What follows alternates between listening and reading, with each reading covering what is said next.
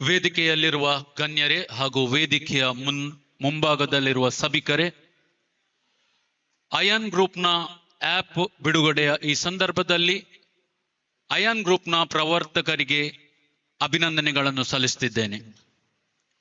ನಾವು ಮಾಡುವ ಯಾವುದೇ ಕೆಲಸ ಇರಬಹುದು, ಉದ್ಯಮ ಇರಬಹುದು, ಬಿಸ್ನೆಸ್ ಇರಬಹುದು, ಇದರಲ್ಲಿ ನಾವು ಸಫಲತೆ ಸಾಧಿಸಬೇಕಾದ್ರೆ ದೇವರ ಆಶೀರ್ವಾದ ಮುಖ್ಯ. ದೇವರ ಆಶೀರ್ವಾದ ಮಾತ್ರ ಇದ್ರೆ ಸಾಲದು, ಕಠಿಣ ಪರಿಶ್ರಮ ಮುಖ್ಯವಾಗಿದೆ.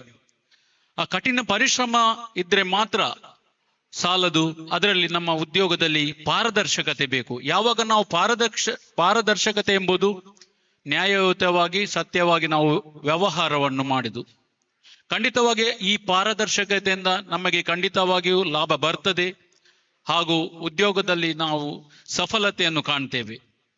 ಯಾವಾಗ ನಮಗೆ ಹಣ ಬರ್ತದೋ ಆವಾಗ ನಮ್ಮ ಸ್ವಾರ್ಥಕ್ಕೋಸ್ಕರ ಎಲ್ಲ ಇಡದೆ ಅದನ್ನು ಸಾಮಾಜಿಕ ಸೇವಾ ಚಟುವಟಿಕೆಗಳಿಗೆ ನಾವು ಯಾವಾಗ ಉಪಯೋಗಿಸ್ತೇವೆ, ಪುನಃ ದೇವರ ಆಶೀರ್ವಾದ ಸಿಗ್ತದೆ.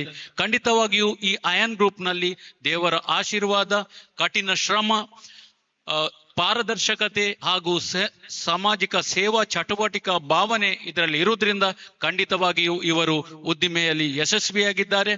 ಈಗಾಗಲೇ ಹಲವಾರು ಶಾಖೆಗಳನ್ನು ಆರಂಭಿಸಿದ್ದಾರೆ. ಮುಂದಿನ ದಿನಗಳಲ್ಲಿ ಕೂಡ ಹಲವಾರು ಶಾಖೆಗಳನ್ನು ಆರಂಭಿಸಲಿ, ಎಲ್ರಿಗೂ ಉದ್ಯೋಗ ಸಿಗಲಿ, ಸಮಾಜದಲ್ಲಿ ಸೇವಾ ಚಟುವಟಿಕೆಗಳು ಮುಂದುವರಿಸಲಿ ಅಂತ ಹೇಳುತ್ತಾ ತಮ್ಮೆಲ್ಲರ ಪರವಾಗಿ ಅವರಿಗೆ ಅಭಿನಂದನೆಗಳನ್ನು ಸಲ್ಲಿಸ್ತೇನೆ. ಧನ್ಯವಾದಗಳು.